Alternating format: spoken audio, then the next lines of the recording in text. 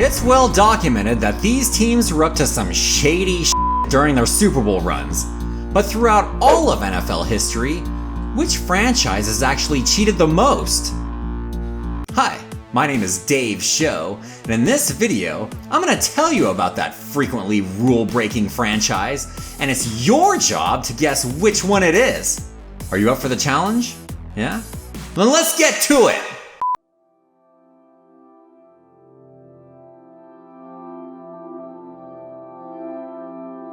What does it take to become a winning football team? Is it hard work? Dedication? Good sportsmanship?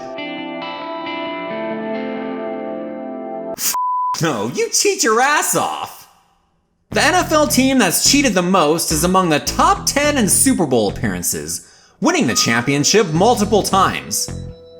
I bet you've got your guesses already, but keep watching. The most cheatingest team has admitted to videotaping opposing team signals and syncing it up with game film. And during games, they even hired a lip reader, equipped with binoculars, to watch opposing team's signal callers. And as a result, sometimes by the end of the first quarter, they'd have all the opposing team's signals all figured out. Kind of like the Houston ass. During one incident, a team employee of this franchise tried to secretly film an upcoming opponent's private walkthrough in the stadium. The team was fined and that employee was subsequently fired, but the damage was done. Unfortunately for them, it didn't help. They lost the game. During a cold weather playoff game, our serial cheaters had 3 offensive linemen who covered their arms and backs of their jerseys with Vaseline. They said it was to try and keep warm, but the application of Vaseline makes it harder for defenders to get a grip on them. The team further defended themselves by saying everybody's doing it, but that didn't stop the league from handing out fines to each of the linemen. Fortunately for them, they won this game, a playoff game. What also may have helped out those linemen is that their coach put together an elaborate scheme where they had speakers installed into their helmets and were given instructions remotely during play. Not even in the XFL, where every player on offense has a speaker in their helmet, except for linemen. And in the NFL, only one player on each side of the ball, only the quarterback on offense, are allowed to hear play calls through a speaker in their helmet. Well, that's not enough for our renegade franchise, who committed this infraction for several years without getting caught. They are ratted out by a former player, but the accusation received very little attention. This video might be the first time you've heard of it, so who do you think it could be? Bill? On another occasion, our rule-breaking bunch arrived at a warm weather climate opponent's stadium with only their white jerseys, even though the home team wanted to wear their white jerseys, which, by rule, is the home team's decision on what jerseys they want to wear. Our cheaters got away with another one, coasting to a blowout win while wearing their cool white jerseys underneath the hot sun. Although they did get fined. Money is no issue for our cheaters. In fact, they've tried to operate like a Major League Baseball team. Unlike the MLB though, the National Football League has a salary cap. Which sucks and, to me, is completely un-American. To hell with that, says this generous, greedy franchise, asking top players to forfeit some of their paycheck during the season, and in return, pay them back plus interest after the season. And trust me, this helped them out a lot to win Super Bowls. Plural. For this, they've been fined millions of dollars and been forced to surrender multiple draft picks. Any idea who it is? Faking injuries. So common, home fans boo just about every time an away player goes down with an injury. And our fraudulent franchise is no stranger to this practice. During a regular season game, an opponent's pass along the sideline was ruled a completion, but our cheaters thought the receiver failed to get both feet in bounds. They wanted to have time to check the replay before throwing the challenge flag as the opposing team was lining up to run the next play, So one of their star players did the one thing a player can always do to get the officials to stop the game. He faked that he was injured, flopping to the ground and holding his leg. I'm sorry, but this isn't soccer, buddy. It was such a bad acting job that announcer Dan Fouts, who was calling the game on TV, immediately called it out as a fake injury. It worked. They successfully challenged the play, but they lost that game. And speaking of injuries, real injuries don't always get reported.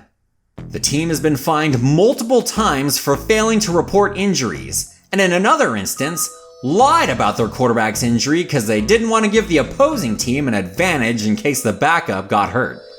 They said he had a concussion when what he really had was a separated shoulder. Obviously, that didn't happen recently. And finally, the team I've been describing has had by far the most players suspended for performance-enhancing drug usage. 12 of them, with nearly every player getting suspended at least 4 games. But I could go on. There's tampering with free agents and messing with visiting teams' headsets, but everybody's doing that. So, do you have any idea what team I've been describing? Take a moment and write your guess down in the comments below. I'll wait.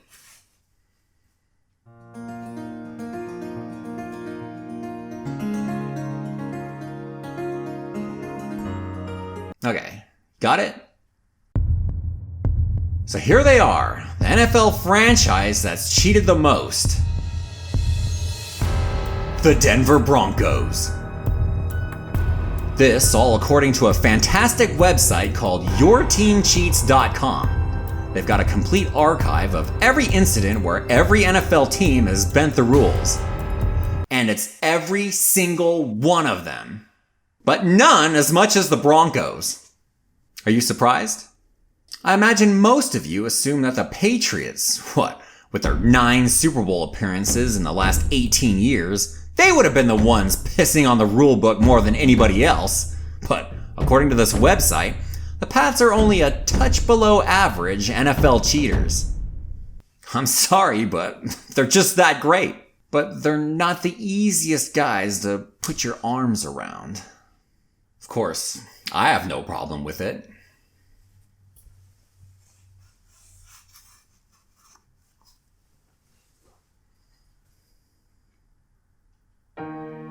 Look, cheating is a part of the game, and as legendary Hall of Fame quarterback Joe Montana once put it, well, they always say if you ain't cheating, you ain't trying. Amen. And let Joe tell you more about it. It wasn't illegal, but it was illegal if you had, like our guys used to spray, and everybody did at the time, silicone on their jerseys, the linemen, so that the defensive lineman couldn't get a hold of them. And I bet y'all didn't know that's where Silicon Valley gets its name. So Joe Montana, John Elway, Tom Brady. Not only is cheating a part of the game, it's an art form. From hiring lip readers to syncing up game film, hell, banging on trash cans. How can you completely hate on this stuff? This shit's hard to pull off. If they were to use the word devious just by itself, it would be annoying for the moment. But when you throw it in, they like to throw it in with, as I said, brilliant, genius, winner, devious, ruthless, cunning. No, I'll take it. Beautiful.